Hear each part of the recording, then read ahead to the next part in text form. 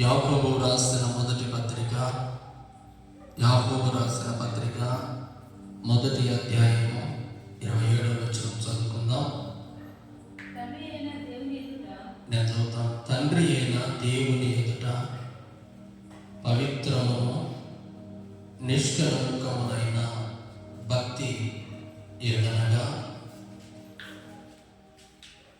దిక్కులేని పిల్లలను, విధవరాలను వారి ఇబ్బందిలో పరామర్శించుటకు, ఇహలోక మాలిన్యము తన కంటకుండా తను తాను కాపాడుటయని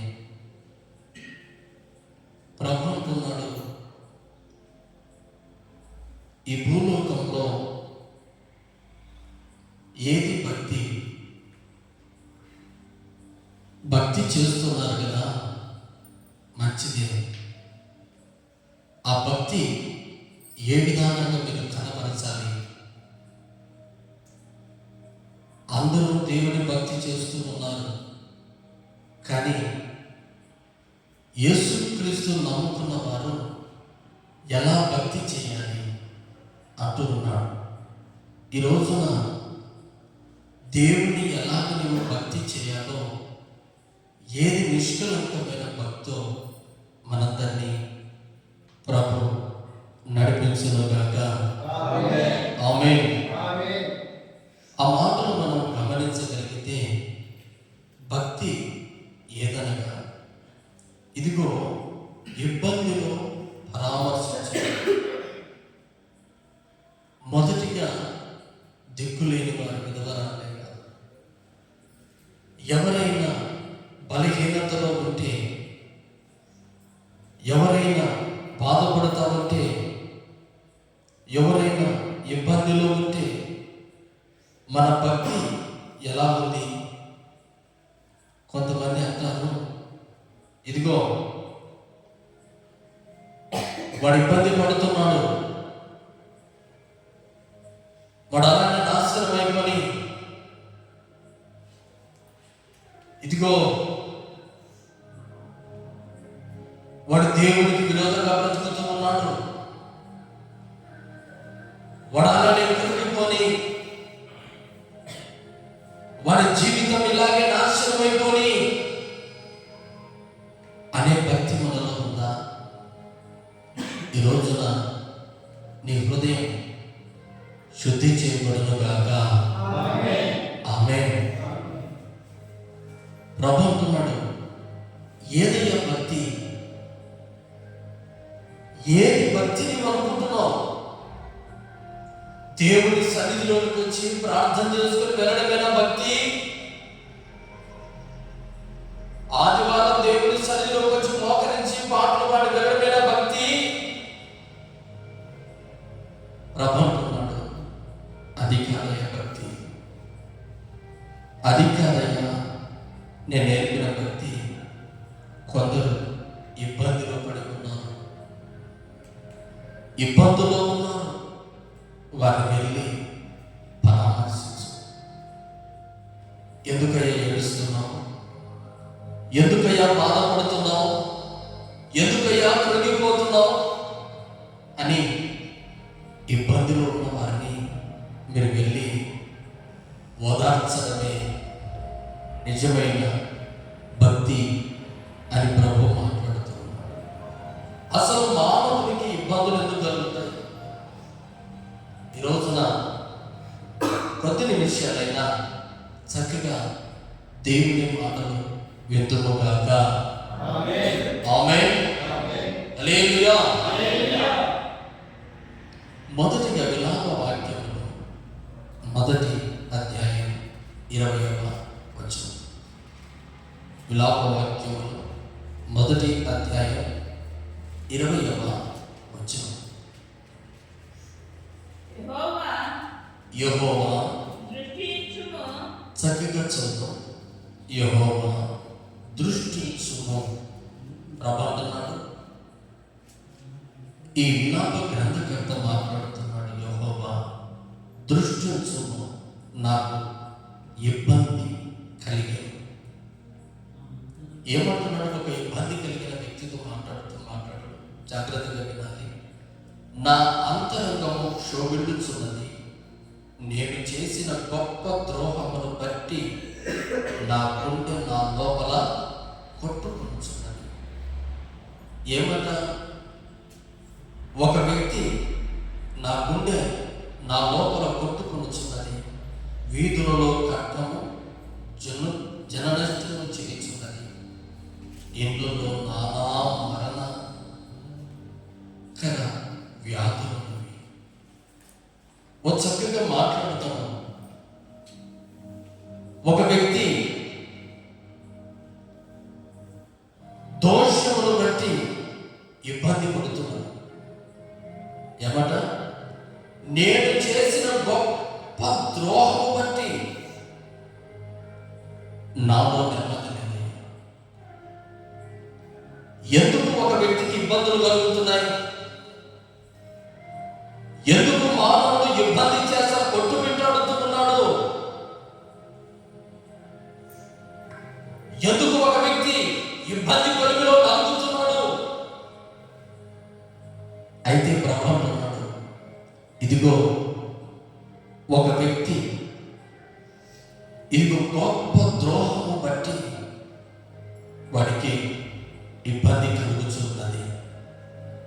ఈ రోజున అయ్యో నాకెందుకు ఈ ఇబ్బందులు కలగాల, నాకే ఎందుకు ఈ శ్రమలు కలగాల, ఏం వాడికి రావచ్చుగా, ఈమె కావచ్చుగా, నాకే ఎందుకు ఈ శ్రమలు, నాకే ఎందుకు ఈ ఇబ్బంది అని ఒకవేళ నీవు దేవుడిని ప్రశ్నించగలిగితే ఎందుకు నీకు ఇబ్బంది కలుగుతా ఉందో తెలుసా? ప్రభు అన్నాడు, గొప్ప ద్రోహమును బట్టి. ఈ రోజున అటువంటి గొప్ప ద్రోహములను ప్రభు క్షమించును గాక. ఆమేన్. హల్లెలూయా. ఈ రోజున ప్రభు అంటున్నాడు, ఒక వ్యక్తికి ఇబ్బంది ఎలా కలుగుతా ఉందంటే ద్రోహాన్ని బట్టి అంతరంగంలో జోగులుచున్నాయి. ఇదిగో వాడి ఇంట్లో నానా మరణకర వ్యాధులు ఉన్నవి. ఇబ్బందులే కాదు, ఏమంటున్నాయి? వ్యాధులు. అది ఎలాంటివట? నానా రకమైన వ్యాధులు. ఏమట? నానా రకమైన. అది ఒక రకమైన వ్యాధి కాదు. ఒకడు ద్రోహాన్ని బట్టి, మానవుని ద్రోహాన్ని బట్టి నానా రకమైన ఇబ్బందులు పడడానికి, నానా రకమైన రోగాలు పడడానికి, నానా రకమైన వ్యాధులు రావడానికి కారణం ఏంటంటే ద్రోహం. మానవుడి ద్రోహం. ఈ రోజున ప్రభు అంటున్నాడు, ఇబ్బందులు పడి ఉన్నారా? నా ఎదుట భక్తి చేస్తున్న మీరు నానా రకమైన మరణ వ్యాధులు కలిగిన వారి ఇంటిలోనికి వెళ్ళి ప్రార్థన చేయండి. హల్లెలూయా. అది భక్తి, అది భక్తి, అది భక్తి. ఈ రోజున ఈ శుద్ధీకరణ కోడిక రోజున వచ్చిన మీరు భక్తి ఏదయ్యా అంటే, ఒక వ్యక్తి ద్రోహుడుగా ద్రోహ కార్యాలు చేస్తూ ఉంటాడు, మంచివాడు కాదు, చెడ్డవాడై ఉంటాడు, వాడి కుటుంబంలో ఇబ్బంది ఉంటుంది, వాడి కుటుంబంలో నానా రకమైన వ్యాధులు ఉంటాయి. ప్రభు అంటున్నాడు, మీరు అటువంటి కుటుంబంలోనికి వెళ్ళి ప్రార్థన చేస్తున్నారా? ఈ రోజున అలాంటి వారు లేరండి. వాడు చేసిన దుర్మార్గం బట్టి, వాడు చేసిన పాపాన్ని బట్టి, వాడు చేస్తున్న క్రియలు బట్టి ఆ కుటుంబానికి జరగాల్సిందేంటి అంటున్నాడు. అది భక్తి కాదు. అది భక్తే కాదు. అందుకే ప్రభు అంటున్నాడు, దేవుని ఎదుట నిష్కలంకమైన భక్తి చేయండి. అది కలంకం లేని భక్తి మీరు చేయాలా? ఎందుకంటే ఒకడు తన ద్రోహాన్ని బట్టి ఇబ్బంది పడుతున్నాడు. ఎప్పుడైతే మానవుడు దేవుని ఎదుట ద్రోహ కార్యాలు చేస్తాడో, న్యాయాధిపతుల గ్రంథం 2వ అధ్యాయం, న్యాయాధిపతుల గ్రంథం 2వ అధ్యాయం 15వ వచనం చదువుకుందాం. యెహోవా వారితో చెప్పినట్లు యెహోవా వారితో ప్రమాణం చేసినట్లు వారు పోయి ప్రతి స్థలమున వారికి బాధ కలుగుటయు యెహోవా వారికి శత్రువాయన కనుక వారికి మిక్కిలి ఇబ్బంది కలిగింది. ఎందుకు మానవుడికి ఇబ్బందులు కలుగుతున్నాయంటే, దేవుడు ఒక వ్యక్తికి శత్రువు అయినప్పుడు మనిషికి ఇబ్బంది కలుగుతుంది. హల్లెలూయా. ఎప్పుడు ఇబ్బంది కలుగుతుంది? దేవుడు మానవునికి శత్రువు. ఎప్పుడు శత్రువు అవుతాడు దేవుడు? దేవుడు మానవునికి ఎప్పుడు శత్రువు అవుతాడు? నీ ఇంటి పక్కలో వాడికి నువ్వు శత్రువు కావాలంటే ఏం చేయాలా? వాటితో గొడవ పడాలి, అంతేగా? హల్లెలూయా. అలా చూస్తున్నాం, అంతేగా? లేదా ఏదైనా నీకు నచ్చని మాటలు, నచ్చని క్రియలు నీ ఎదురు చేసినప్పుడు నీకేం జరుగుతుంది? వాటితో శత్రుతో కలుగుతుంది. అయితే దేవునికి శత్రువు, దేవుడే నీకు శత్రువు కావాలి. దేవుడే మన బిడ్డలు, దేవుడి బిడ్డలకు దేవుడే శత్రువు కావాలంటే ఏం చేయాలా? దేవుడు ఒక మనిషి ఏం చేయాలా? దేవుడికి నచ్చని పనులు చేయాలి. హల్లెలూయా. ఈ రోజున మానవులకు ఇబ్బందులు కలుగుతున్నాయి, మరణకరమైన వ్యాధులు కలుగుతున్నాయి, మానవుడి ఇంట్లో ద్రోహ కార్యాలు కలుగుతున్నాయి. కారణం ఏంటి? ఈ రోజున మన కుటుంబంలో ఇబ్బందులు కలగడానికి గల కారణం దేవుడు రెండవది శత్రువుగా మారాడు. ఏమన్నా మానవుని జీవితంలో ఇబ్బందులు ఎదుర్కొంటున్నావంటే దేవుడు నీ కుటుంబానికి శత్రువుగా మారాడు. జాగ్రత్త. ఈ శుద్ధీకరణ కూడిక రోజున ప్రభు మాట్లాడుతూ ఉన్నాడు. నేను నీకు శత్రువు కాకూడదు, నేను నీకు మిత్రుడిగా మారదు. దేవుడు కరుణ వాత్సల్యం కలిగిన దేవుడు కనుక ఈ శుద్ధీకరణ కూడిక రోజున ఒకవేళ మనం చేసిన ద్రోహ కార్యాలను బట్టి ఇబ్బందులు ఎదుర్కొంటున్నామా, మరణకరమైన రోగాలు వ్యాధులు ఎదుర్కొంటున్నామా, లేకపోతే మన కుటుంబంలో ఇబ్బందులు జరగడానికి కారణం ఎవరయ్యా అంటే, ఒకవేళ మనం చేస్తున్న ప్రవర్తన బట్టి దేవుడు మనకు శత్రువుగా మారాడేమో. ఈ రాత్రి శుద్ధీకరణ కూడిక రోజున నీ మాట ద్వారా, నీ క్రియల ద్వారా, నీ పద్ధతుల ద్వారా, ఒకవేళ మనం అందరం చేస్తున్న క్రియలు పద్ధతులు సరిగా నచ్చక దేవుడు ఒకవేళ నీకు శత్రువుగా మారాడేమో. ఈ రాత్రి వేళ దేవుడు ఏదో ప్రార్థన చేయి. ప్రభా, ఇబ్బందులు ఎదుర్కోలేనయ్యా. హల్లెలూయా. ఇబ్బందులు ఎదుర్కోలేనయ్యా. మానవుడు ఎంత ఇబ్బందులు ఎదుర్కోవడానికి సిద్ధపడుతున్నాడే కానీ దేవుని పాదాలు పట్టుకోవడానికి సిద్ధపడడం లేదు. ఎన్ని ఇబ్బందులు వచ్చినా నేను ఎదుర్కోగలను. ద్రోహాన్ని మానడు.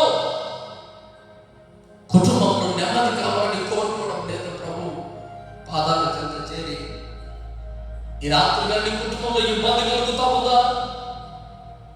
దేవుడికి నచ్చకుండా జీవిస్తూ ఉన్నామా? దేవుడికి వ్యతిరేకంగా మారామా? దేవుడికి విరోధంగా నిలబడ్డామా? దేవుడి ఎదుట దేవుడితో యుద్ధం ఆడడానికి సిద్ధపడ్డావా? ఈ రోజు దేవుడితో యుద్ధం ఆడి ఓడిపోయి నీ కుటుంబంలో ఇబ్బందులు ఎదుర్కొంటున్నావా? ఈ రోజున దేవుడితో యుద్ధం ఆడుతున్నాను. హల్లెలూయా. దేవుడితో శత్రుత్వం మనకు అవసరం లేదు. ఈ రాత్రి వేళ శుద్ధీకరణ కూడిక రోజు ప్రభు మనతో మాట్లాడుతున్నాడు.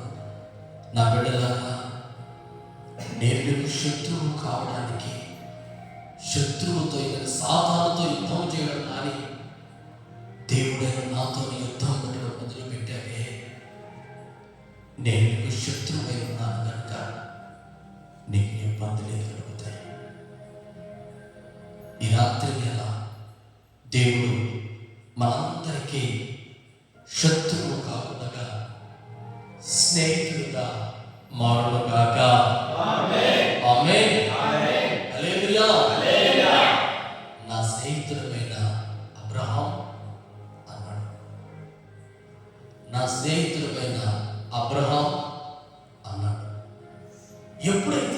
విశ్వాసం తను ప్రార్థన చేసే బిడ్డలను నా స్నేహితుడు అని దేవుడు అనుకున్నాడు అంటే ఆ కుటుంబంలో ఇబ్బందులు తొలగిపోయాయి. అబ్రహాము కుటుంబంలో ఇబ్బందులు తొలగించిన దేవుడు ఈరోజు నీ కుటుంబంలో ఇబ్బందులు తొలగించలేడా?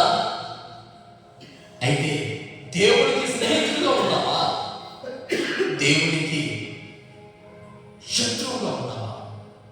ఈ రాత్రిలో నిన్ను నీవు పరీక్షించుకో. ఒక్కసారి దేవునికి మిత్రుడిగా ఉండినప్పుడు, దేవునికి స్నేహితుడిగా ఉండినప్పుడు దేవుడు నన్ను ఎంతగా ఆదరించాడు, ఎంతగా అభివృద్ధి చేశాడు, ఎంతగా నన్ను క్షేమంలోకి నడిపించాడు. కానీ ప్రభు అన్నాడు, ఇదిగో ఇబ్బందులు నీకు తొలగిపోవాలంటే నా స్నేహితుడిగా హల్లెలూయా. మొదటిగా ప్రభు మాట్లాడు, ద్రోహ కార్యాలను బట్టి మానవునికి ఇబ్బందులు కలుగుతాయి. రెండవది, దేవుడి శత్రువు అయితే ఆ కుటుంబానికి ఇబ్బందులు ఎదురవుతాయి. అయితే లూకాసు వార్త 15వ అధ్యాయంలో మనందరికీ పరిచయమైన ఒక ఇద్దరు కుమారులు, పెద్దవాడు చిన్నవాడు ఆస్తంతా తీసుకుని దూర దేశానికి వెళ్ళి దుర్వ్యాపారం చేసి ఉన్న సొమ్ము అంతా ఖర్చు చేసుకున్నాడు. లూకాసు వార్త 13వ అధ్యాయం, లూకాసు వార్త 15వ అధ్యాయం 13వ వచనం 14వ వచనం. కొన్ని దినములైన తర్వాత ఆ చిన్న కుమారుడు సమస్తము కూర్చుకొని దురదేశమునకు పోయి దురదేశమునకు పోయి ప్రయాణమైపోయి ఆస్తిని దుర్వ్యాపారం పాడు చేసిన నీకు దేవుడు ఆశీర్వదించి నీకు సొమ్ము ఇచ్చి డబ్బు ఇచ్చాడు అనుకో. కొంతమంది ఏం చేస్తున్నారు, దాన్ని అనవసరమైన వాటికి ఖర్చు చేస్తున్నారు. హల్లెలూయా. దేవుడు నీకు ఆశీర్వాదకరమైన సొమ్ము ఇచ్చినప్పుడు పలికమాల వ్యవహారాలు చేస్తుంటాం. కొంతమంది డబ్బు లేనప్పుడు కుదురుగానే ఉంటాం, డబ్బు లేనప్పుడు కడుపు మార్చుకుంటాం, డబ్బు లేనప్పుడు కన్నీరు పెడతాం, డబ్బు లేనప్పుడు ఉన్న వస్త్రాన్ని తీసుకుంటాం, డబ్బు లేనప్పుడు ఉన్న వాటిని సరిపెట్టుకుంటాం. డబ్బు రాగానే మన ఆశలన్నీ, మన కోరికలన్నీ తీర్చుకోవడానికి సమస్తం సమకూర్చుకొని ఉన్న సొమ్మంతా అయిపోయి చేసుకున్న తర్వాత వాడికి ఏ స్థితి వస్తుంది? వాడికి ఏం కలుగుతుంది? ఇబ్బంది కలుగుతుంది. హల్లెలూయా. అదే పని చేశాడు వ్యక్తి. డబ్బున్నప్పుడు ఒక వ్యక్తి డబ్బున్నప్పుడు ఏం చేశాడు, డబ్బు లేనప్పుడు ఏం చేశాడంటే చిన్న పాత మోటార్ బైక్ కొనుక్కుని వెళ్ళేవాడు. కాస్తంత డబ్బులు వచ్చిన తర్వాత వాటికి మరో 2 లక్షలు 3 లక్షలు అప్పు తీసుకొని వచ్చి ఒక కారు కొన్నాడు. ఆ కారు కొన్న తర్వాత ఆ వ్యక్తి మోసం చేయబడి వాటికి మరో 2-3 లక్షలు అప్పు. ఇప్పుడు 2 లక్షలు ఉన్నవాడు ఎన్ని లక్షలు అప్పు చేశాడు? 4 లక్షలు అప్పు చేశాడు. హల్లెలూయా. అలాంటి వాడు ఇబ్బందిలో పడడా? హల్లెలూయా. ఒక వ్యక్తి ఇబ్బంది పడడానికి గల కారణం ఏంటి అంటే ద్రోహ కార్యాలు చేసి దేవుని ఎదుట శత్రువు అయినప్పటికీ ఇబ్బంది పడుతున్నాడు. అయితే ఒక వ్యక్తి దేవుడు ఆశీర్వదించబడ్డ తర్వాత తన ఇష్టానుసారంగా జీవించడం ప్రారంభించినప్పుడు, ఇదిగో 14వ వచనం నుంచి 14వ వచనం మనం చదవగలిగితే, అదంతయు ఖర్చు చేసిన తర్వాత ఆ దేశం అందు గొప్ప కరువు రాగా వాడిని ఇబ్బంది పడసాగి వెళ్ళి ఆ దేశంలో ఒకరి చెంత ఏం చేశాడు? కరువు వచ్చినప్పుడు వాడికి ఏమైంది? వాడి దగ్గర సొమ్మంత లేదు. అయ్యో, నా జీవితంలో వెలుగే కాదు చీకటి రాబోతా ఉంది. మెలకు కలిగిన వాడు, ఆత్మ చెప్పు మాటలు చెవిగల వాడు వినడు గాక. ఆమేన్. హల్లెలూయా. రెండు. ఒకటి చీకటి దినాలు, వెలుగు దినాలు, కరువు దినాలు, సంపద కలిగిన దినాలు. రెండు దినాలు ఉన్నాయి. దేవుడు రెండు దినాలు నిన్ను డబ్బు చేత ఆశీర్వదిస్తాడు, లేకపోతే కరువు చేత నిన్ను మారుస్తాడు. కరువు దినాలు మనిషి అనుభవించాలి, సంపన్న దినాలు అనుభవించాలి. ఈ రెండు దినాలు అనుభవించలేకపోతే అది మానవుని జీవితం కాదు. సుఖ దుఃఖాలు మానవునికి సహజం. దేవుడు నీకు సొమ్ము కానీ, ధాన్యము కానీ, డబ్బు కానీ, ధనము కానీ, దాన్ని ఏదైనా సరే నీకు సమృద్ధిగా ఇచ్చినప్పుడు నువ్వేం చేయాలంటే, ఇదిగో నాకు కరువు దినాలు రాబోతున్నాయి, ఆ కరువు దినాలు నేను జాగ్రత్తగా ఉండాలి. సోమరి చీమల ఎందుకు వెళ్ళి నేర్చుకో. అవి కరువు దినాలు రాకమునిపే వాటి ధాన్యం అంతా ఎక్కడెక్కడో సమకూర్చుకుంటున్నాయి కదా, వాటిని చూసి నువ్వు నేర్చుకో. చీమలకు నా జ్ఞానం నీకు లేదా? నీవెందుకు ఇబ్బందులు పడతావు? ఒక వ్యక్తి ఇబ్బందులు పడడానికి గల కారణం ఏంటి అంటే, డబ్బున్నప్పుడు ఒకలాగా ఉన్నదంతా అయిపో చేసేంత వరకు ఒకడికి నిమ్మలం ఉండదు.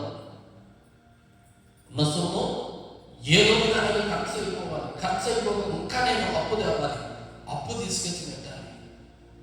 ప్రభు అన్నాడు, నీ జ్ఞానం తక్కువ ఎట్టించి మన దగ్గరికి వెళ్ళి నేర్చుకో, కాస్త అజ్ఞానంగా ఉండద్దు. ప్రభు అంటున్నాడు, ఇతను ఇబ్బంది పడడానికి గల కారణం డబ్బు లేక, డబ్బుంది, డబ్బున్నది. డబ్బు ఉన్నప్పుడు వాటిని ఇంకా జత చేసుకుంటున్నాడు. ఈ రోజున నీవు కూడా నీ దరిద్రం గల కారణం ఏంటో తెలియదు, కానీ దేవుడు నీకు ఆశీర్వాదమైన డబ్బు ఇచ్చినప్పుడు, ధాన్యం ఇచ్చినప్పుడు వాటిని ఖచ్చితంగా వాడుకో, జ్ఞానంగా వాడుకో. ఉన్నదంతా అయిపోయిన తర్వాత ఏడిస్తే ప్రయోజనం లేదని ప్రభు మాట్లాడుతూ ఉన్నాడు. ఈ రోజున ప్రభు ఇలాగ బ్రతుకుతున్న అనేకులు లోకంలో కోకొల్లలుగా ఉన్నారు. ఎలా ఉన్నారు? కోకొల్లలుగా ఉన్నారు. అటువంటి వారికి దగ్గరికి వెళ్ళి మీరేం చేయాలి?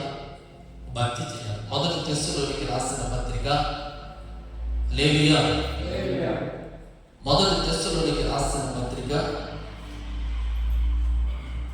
3వ అధ్యాయము 7-8 నేను చదువు జాగ్రత్త. అందుచేత సహోదరులారా, మా ఇబ్బంది అంతటిలోను శ్రమ అంతటిలోను మీ విశ్వాసము చూచి మీ విషయంలో ఆదరణ పొందుతుంది. ఎలాగనగా మీరు ప్రభువునందు స్థిరముగా నిలిచితిరా, మేము బ్రతికినట్టు. మేము మీ ముఖము చూచి మీ విశ్వాసంలో ఉన్న లోపమును తీర్చున్నట్లు అనుగ్రహించమని రాత్రి పరములు అత్యధికముగా దేవుణ్ణి వేడుకొనుచుండగా, ప్రభు ఏమంటే మాటలు చూసి మన దేవుని ఎదుట మిమ్మును బట్టి మేము పొందుతున్న యావత్తు ఆనందము నిమిత్తం దేవునికి తగినట్టుగా కృతజ్ఞతాస్తుతులు ఎలాగో చెప్పుకోగలం.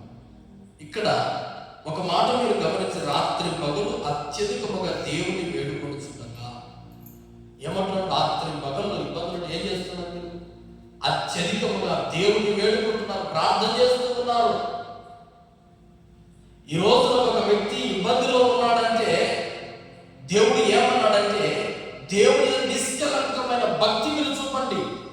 ఏది అంటే, ఇబ్బందులు కలిగిన వారికి, ఇబ్బందులో ఉంటారు కదా, వారికి వెళ్ళి మీరు పరామర్శించండి. అంటే పలకరించడం. ఎలా పలకరించాలి? బయట వాళ్ళు ఏం చేస్తున్నారు? అయ్యా మీరు బాగున్నారు, ఎందుకు ఇలా బాధపడుతున్నారు అంటున్నారు. కానీ క్రైస్తవులు మీరేం చేయాలా? అత్యధికముగా దేవుని వేడుకోవాలి. ఎక్కడికి వెళ్ళి? ఇబ్బంది కలిగిన కుటుంబాలకు వెళ్ళి. హల్లెలూయా. సాటి సహోదరుగా ఎవరైనా కానీ ఇబ్బంది పడతారంటే వాడికి అలానే కావాలి. పొరపాటాన్ని అనకూడదు, నేను అనకూడదు. ఒకరు ఈ రోజున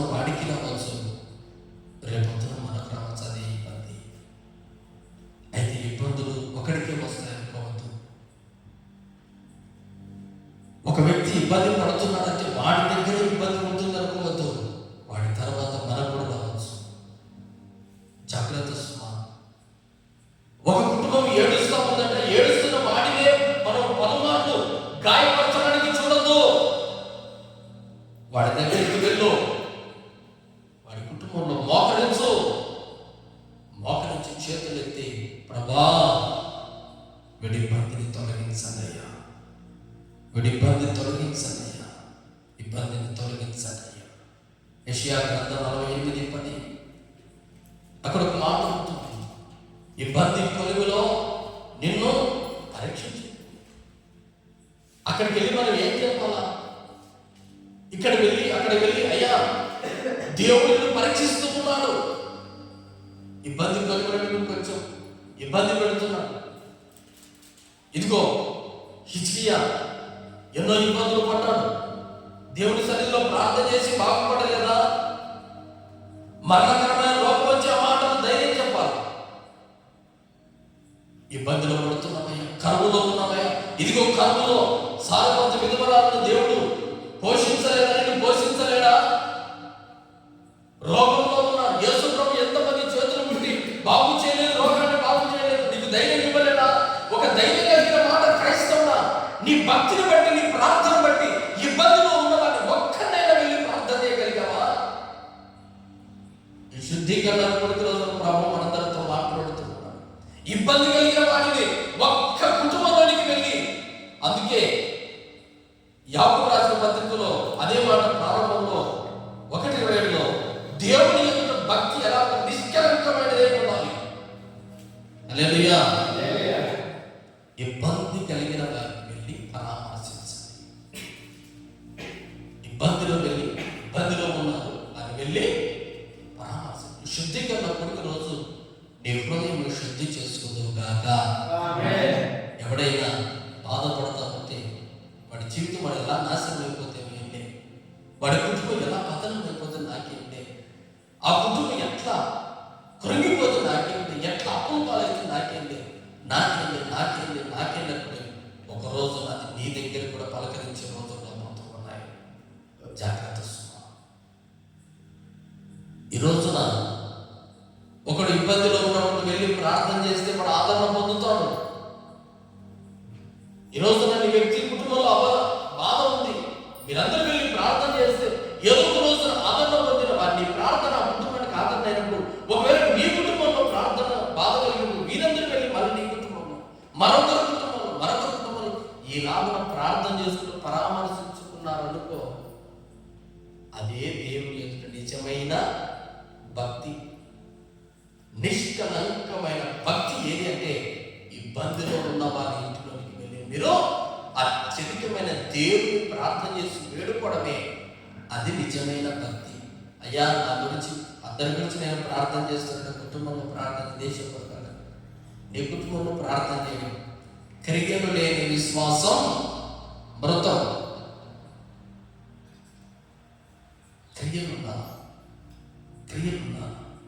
క్రియలు లేని విశ్వాసం. ఊరికి నేను ప్రార్థన చేస్తున్న బైబిల్ పట్టుకుని చేతిలో ప్రార్థన, అది కాదు భక్తి. క్రియలు కనపరచాలంటే ఎవడైనా ఇబ్బందులు బట్టి పరామర్శించి దగ్గరికి వెళ్ళి వాడి కుటుంబంలో చేరి మోకరించి ప్రార్థన చేయడమే, అది నిజమైన భక్తి. ఈ రోజున దేవుడు మనందరం ప్రతి ఒక్కొక్కరిగా మనందరం ఒక్కొక్కరిగా పరామర్శించుకుందాముగాక. మొదటి కొరింథీయులకు రాసిన పత్రిక 12 మొదటి కొరింథీ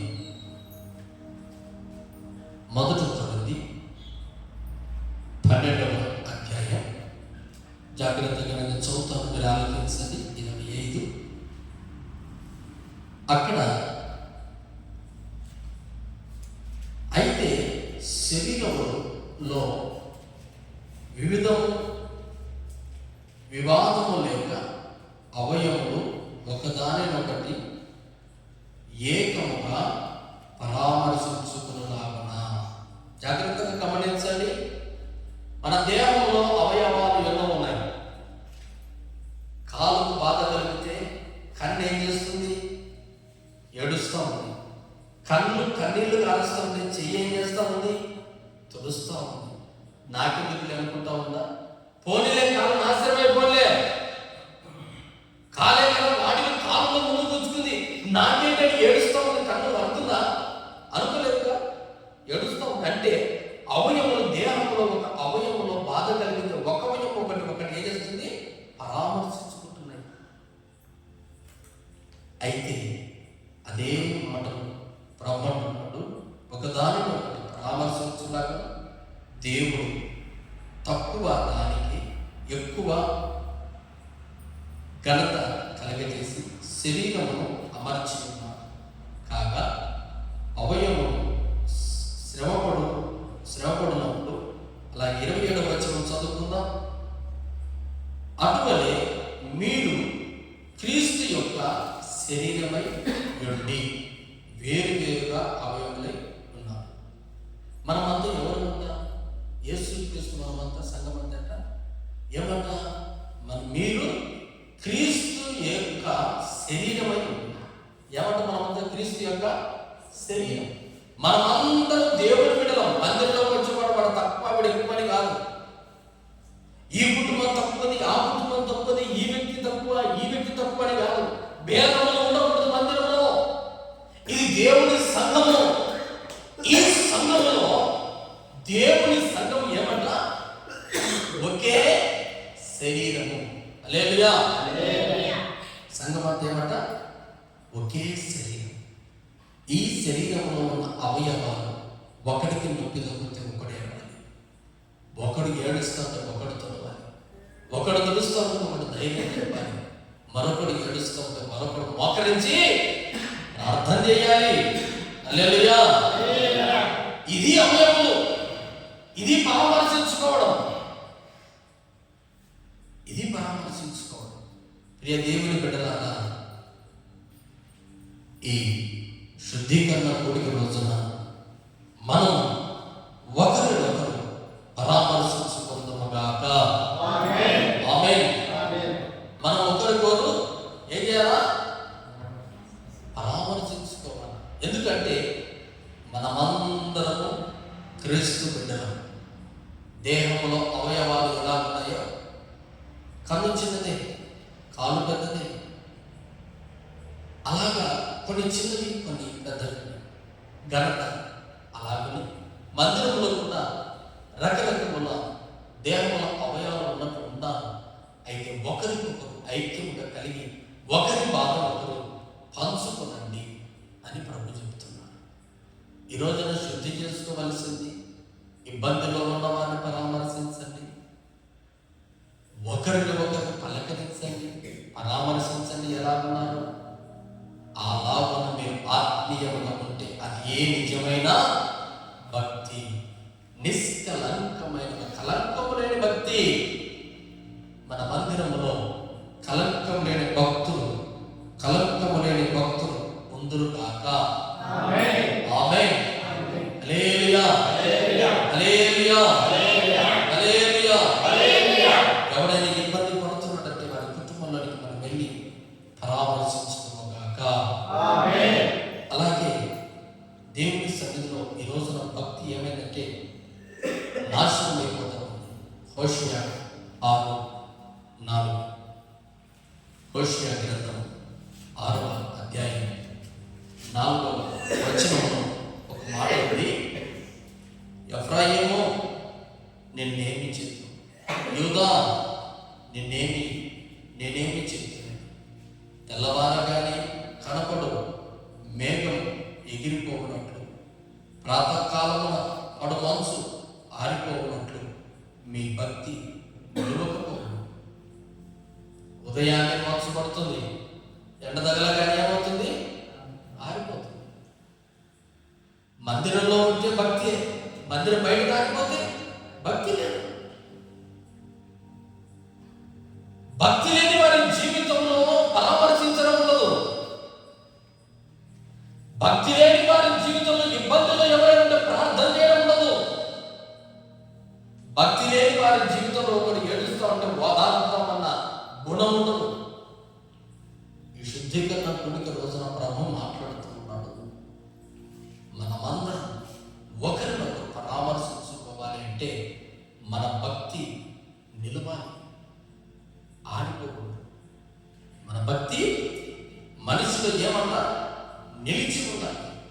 ఆరిపోకూడదని ఇదిగో నిలువకపో మీ భక్తి అంట. అంతకాలం వచ్చిన మనసు ఉదయం కాక అయితే ఉన్న సమయానికి మంచే కనిపించదు. అలాగున భక్తి మందిరంలోనే కాదు, మందిరం బయట కూడా మనం నిలిచి ఉందాం కాక భక్తిలో. హల్లెలూయా, హల్లెలూయా, హల్లెలూయా. అలాగున మనం భక్తి చేయగలగాలని నేను మిమ్మల్ని వేడుకొనుచున్నాను. అందుకు యెషయా గ్రంథం 1:16-17. ఎందుకంటే యెషయా గ్రంథం మిమ్మల్ని కడుక్కోండి, శుద్ధి చేసుకుని మీ దుష్క్రియలు నాకు కనబడకుండా తొలగించండి. హల్లెలూయా. మిమ్మల్ని శుద్ధి చేసుకునండి, కడుగుకోండి, దుష్క్రియ కడుగుకుని వాటిని తీసేయండి, తొలగించుకోండి. ఈ శుద్ధీకరణకి దేని కొరకు పెట్టామనుకున్నాం? శుద్ధీకరణ కొరకు దేనికి? ఉపవాస ప్రార్థన దేనికి? మన హృదయాన్ని శుద్ధి చేసుకోవడానికి, మన భక్తిని బలపరచుకోవడానికి, మన పాపము చేతులు కడుక్కోవడానికి. అంతేగాని ఇక దేనికి కాదు. రేపటి దిన దేవుడు యేసు రక్తం చేత కడగబడాలి. నీకు నేను మలినమున్న చేతితో ఆహారం తినగలవా? మలినమున్న చేతితో ఆహారం తినగలవా? తినలేవు. శుద్ధి లేకుండా, హృదయ శుద్ధి లేకుండా దేవుడిని చూడగలవా? చూడలేవు. హృదయం శుద్ధి చేసుకొని బల్లాను చేయాలి.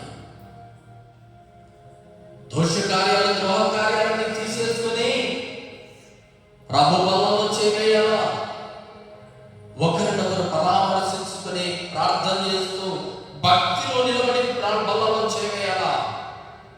బల్లాలంటే శుద్ధి లేకుండా చేయడం కాదు, నిర్లక్ష్యంగా దేవుని సన్నిధిలో చేయడం కాదు. ఈరోజున దేవుని ప్రియ దేవుని బిడ్డలారా, మిమ్మల్ని మీరు కడుపును శుద్ధి చేసుకునండి.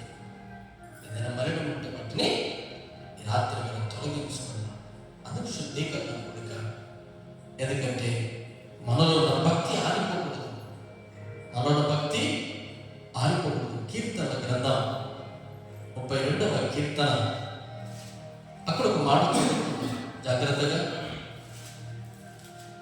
శ్రద్ధగా నేను చదువుతాను, వినండి.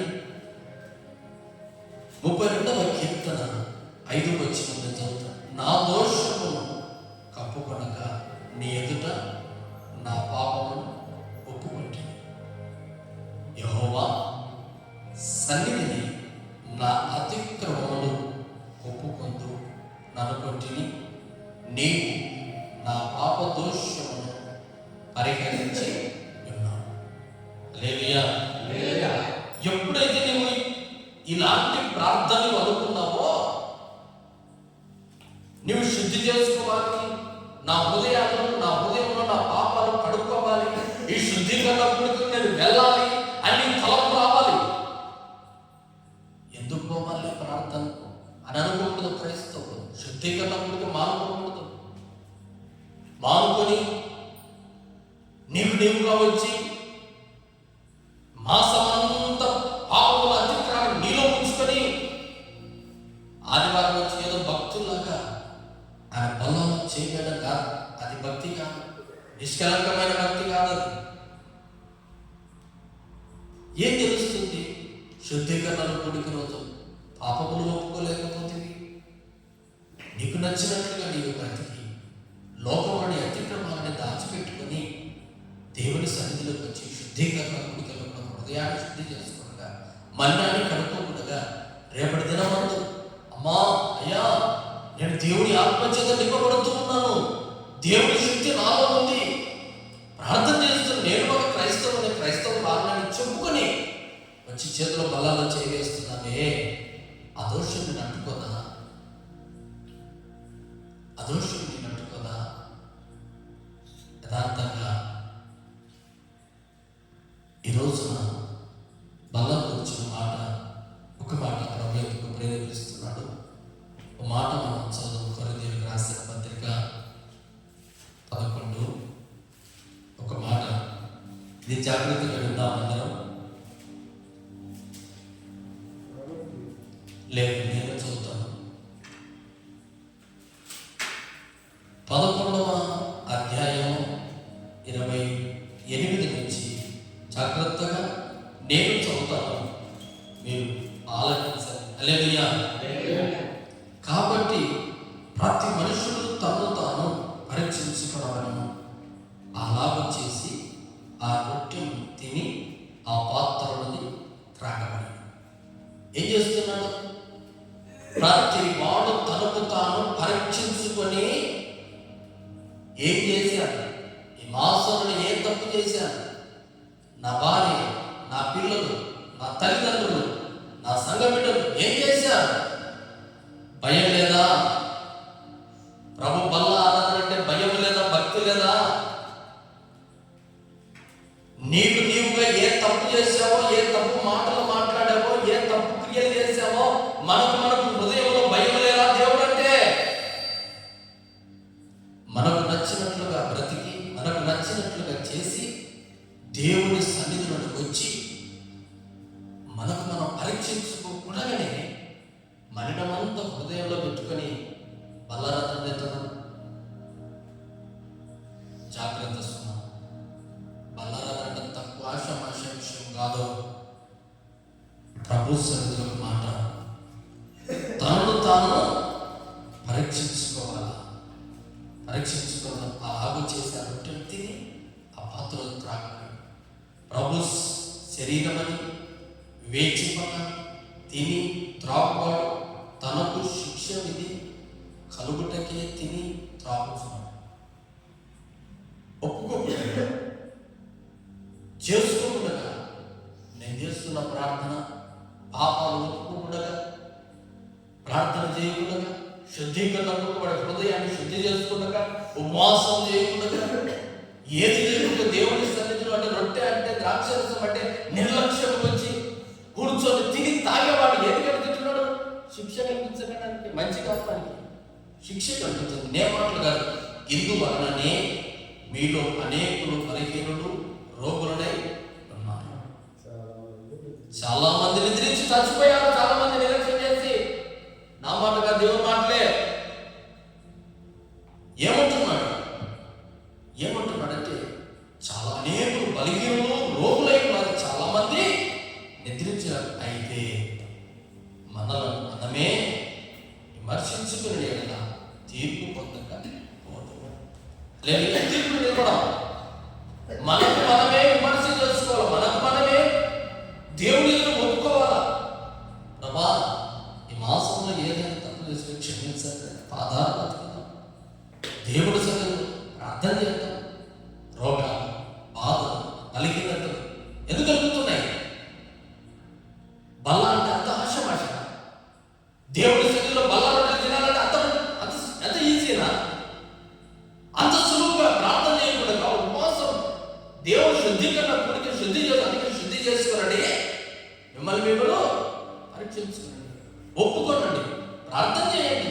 మీ పాపాలు ఒప్పుకొని మీరు క్షమాపణ అడిగి దేవుని ప్రభావం దినానికి నేను సిద్ధపడుతున్నాడయ్యా అని సిద్ధపాటు కలిగి బల్లాలో చేస్తే ఆ బల్లా తీసుకున్న వాడికి ఆశీర్వాదం, వాడి పాపాలు క్షమించబడుగా. హల్లెలూయా. ఒప్పుకోకుండా తినేవాడు రోగం, బలహీనతలు, కొంతమంది చనిపోయారు. అంత సులువైన మాట కాదు బల్లా అంటే. బల్లా అంటే అంత సులువైన మాట కాదు. ఏ పాపాలు చేసినా భయం లేకుండా వచ్చి చేయి వేసుకొని తినడం కాదు. తిని వెళ్ళడానికి అదేమో ఏదో కాదు. దేవుని శరీరం, దేవుని రక్తం, భయం ఉండాలి. ఆ భయం లేని వాళ్ళు ఎంతో మంది బలహీనయ్యారు కనుక మనమందరం దేవుని సన్నిధిలో పశ్చాత్తాపడాలి. ఎందుకంటే కీర్తన అదే 32వ కీర్తన వద్దాం. ఎందుకంటే ఈ మాట ఎందుకో ప్రభు జ్ఞాపకం చేశాడు, అలాగ వచ్చాను. అయితే మనం అలా ఉండాలని ప్రభు సన్నిధిలో దేవుని బిడ్డలా తెలియపరుస్తూ ఉన్నాను. అందుకే 5వ వచనంలో నా దోషమును కప్పుకొనక నీ ఎదుట నా పాపమును ఒప్పుకున్నాడు.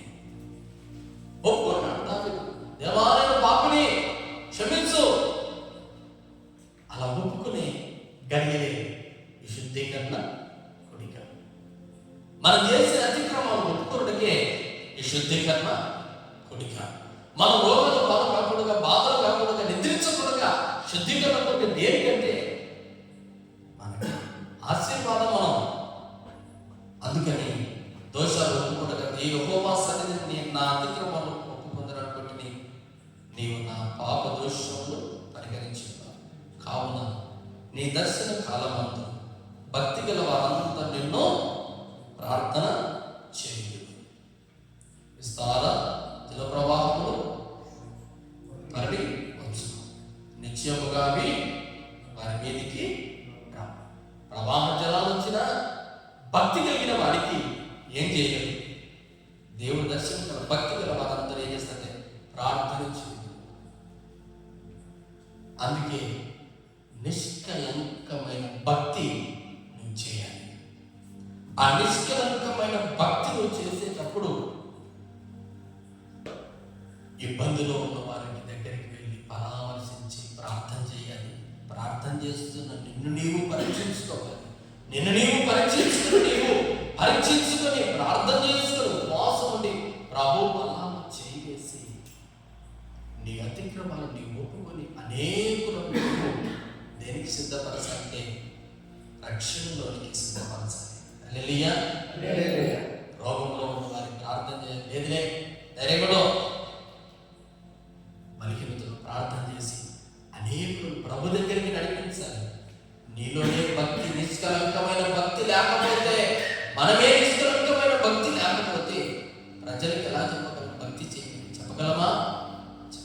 కనుక ఈ దినమందు, ఈ శుద్ధీకరణ కోరిక దినమందు మనమందరం నిష్కలంకమైన భక్తి చేసి అలాగున ప్రభు ఎదుట మనమందరం నిలబడుతున్నాక ఇంకా ఉన్నాయి. ఎందుకంటే ఇహలోక మాలిన్యం తన కట్టకుండా తను తాను కాపాడుకోవాలి. ఏం చేయాలి? ఈ లోక మలినం మనల్ని అంటకుండా మనల్ని మనం ఏం చేయాలా? కాపాడుకోవాలి.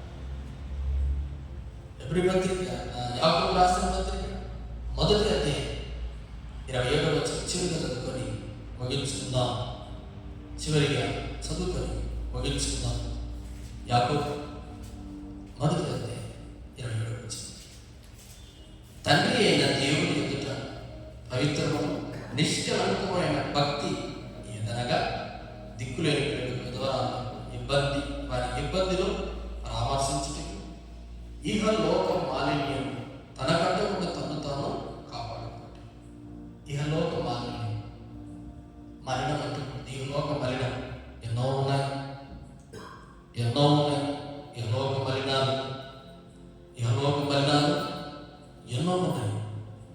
ఏదంటే చిన్న ఉదాహరణ మాట చెప్తా. అదే యాకోబు రాసిన పత్రిక 3వ అధ్యాయం 6వ వచనం చదువుతున్నాం. నాలుక అగ్నియే, నాలుక మన అవయములలో ఉంచబడిన పాప ప్రపంచమై సర్వ శరీరములకు మాలిన్యము కలుగజేయు, ప్రకృతి చక్రములకు చిచ్చుపెట్టు. కనుక ఇహలోకం అంటే అంటే ప్రపంచంలో ఇహలోక మాలిన్యం ఎక్కడ ఉంది అంటే నాలుక. అది అగ్ని, పాపము, ప్రపంచం. ఈ నాలుక ప్రపన్నాడు. నాలుక ఏమంట? అగ్ని అంట. నాలుక అగ్ని, అది పాపము, ప్రపంచం. నాలుక ఏదైనా మనకు అగ్ని పెడుతుంది. కొన్ని కుటుంబాలు కాలుస్తుంది, కొంతమందిని చంపుతుంది, కొంతమందిని నాశనం చేస్తుంది, కొంతమందిని ఊరు ఇడిపిస్తుంది, కొంతమందిని ఏం చేస్తుంది? నిట్టినీలుగా అట్ల కృంగి చచ్చిస్తుంది. ఇది నాలుక. ఈ నాలుక ఏమంటే అగ్ని అంట. ఎక్కడ మలినం ఉంది? దేవుడి సన్నిధిలో ప్రభు చెప్తున్నాడు, ఎక్కడ మానవుల మలినం ఉంది అంటే నాలుక మీద మలినం ఉంది. అది ప్రకృతి చక్రానికి చిచ్చు పెడుతుంది. అడవిలో అగ్ని అంటిస్తే కొద్దిసేపు మారిపోతుందేమో కానీ భూలోకంలో అగ్ని పెట్టాలంటే అగ్నిపులు అవసరం లేదట. నాలుగు చాలు. కొంపలు, మనుషులు తగలబడి చచ్చేకి నాలుక